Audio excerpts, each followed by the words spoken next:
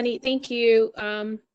I, um, I, in doing so, in trying to stand up or trying to say whatever is wrong, in trying to do that, the the mind becomes so agitated, and you know that your mind is agitated because that's not your usual state. And so when you are involved, your mind is agitated, the observation, the capacity to observe really diminishes. So in the quiet mind, it's way easier to observe than when your mind is in turmoil. So my question is this just a work in progress where I have to know that certain things tug at your heart more than other issues, and um, learn how to be observant in those areas, but yet um, be in action? Or it's easier to just close your eyes and close your ears and just say, okay, I don't want to hear about anything. I don't want to see anything.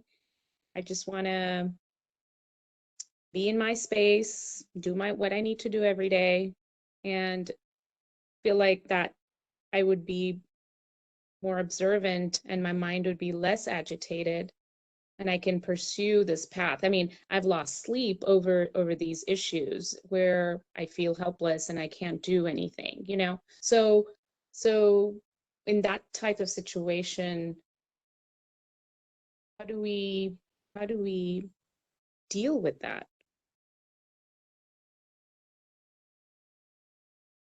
You have to notice adversity is, as uncomfortable as it is your friend.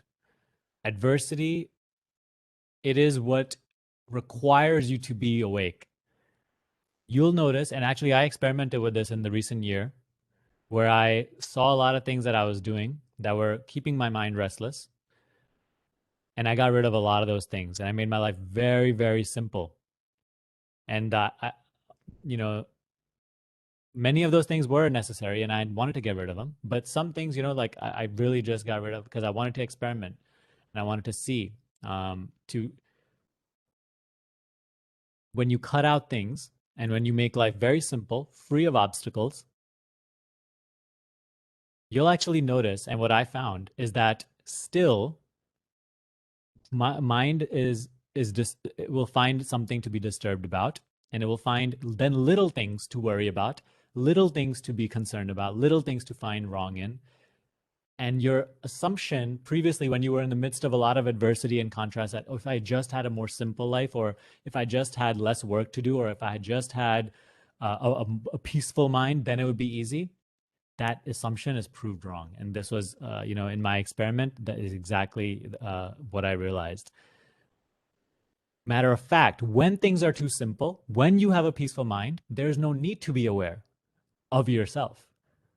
There's no need, nothing is requiring you to evolve, to be awake, to let go of the limited. You become complacent. So as much as we hate adversity, it is the only transforming agent. And in your current experience, it may be coming in the form of, right? Previously, we spoke of it was like dealing with your son and all that stuff.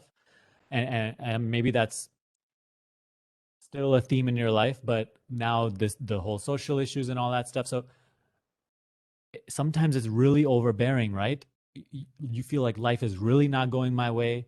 Things are really, really wrong outside in the world and in my personal life. And you feel the overbearing weight of all of these things. But at the level of your being, you are perfectly still, quiet at all times, even in the midst of adversity. This has to be more and more noticed. And the adversity is helping you to notice this. Obviously, in those moments, you become blinded, but like it is still there. And that's what we have to wake up to. So on a very practical level, it just looks as, no, if you feel like you should be doing something, standing up for something, going towards something, do it. And even if it feels like I'm losing my spiritual, I mean, like I'm this awareness or being the capacity to observe, still just do it, do it, but inwardly to the best of your capacity, observe. That is the practice. Cleanse yourself of all of these limiting things, all of these notions, all of these negative energies. Come from love, come from understanding. You may not accomplish what you want on the physical level, but this is your spiritual practice. You know, you may not, the person that wronged you, you may not be able to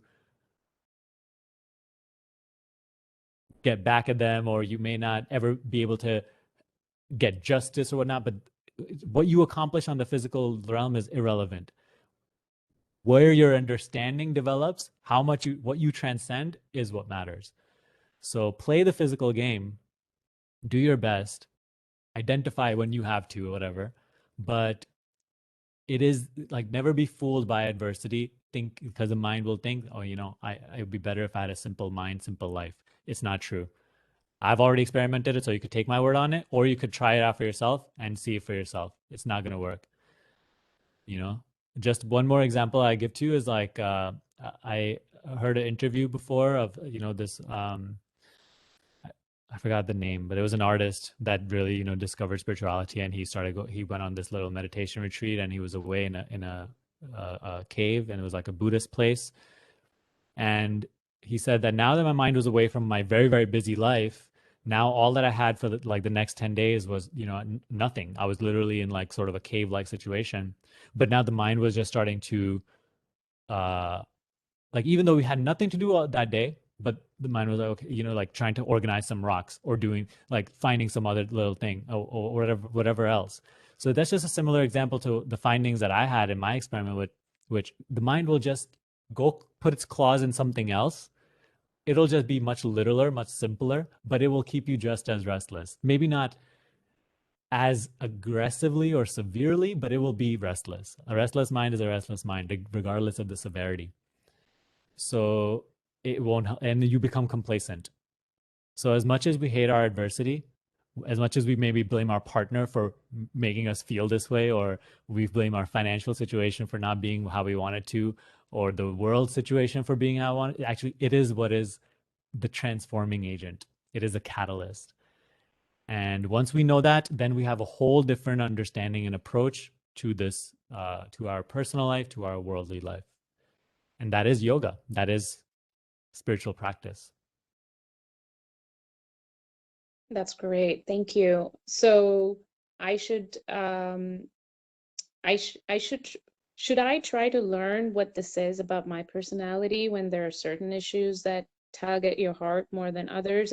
Or is this, or should I transcend that and then just be the silent observer of all the reactions that appear? Um, you'll see it's a combination of both, but definitely transformation is only at the level of awareness.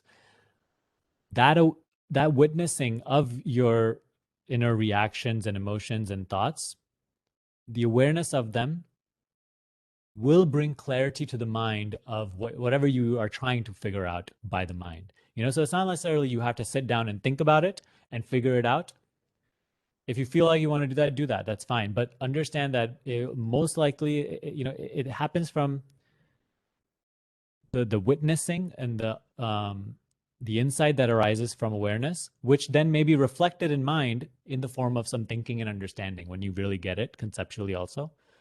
So it's both, because it is the same thing, you know, like let's not complicate it. It's both, but we must understand that transformation is only possible at the level of awareness. Thank you.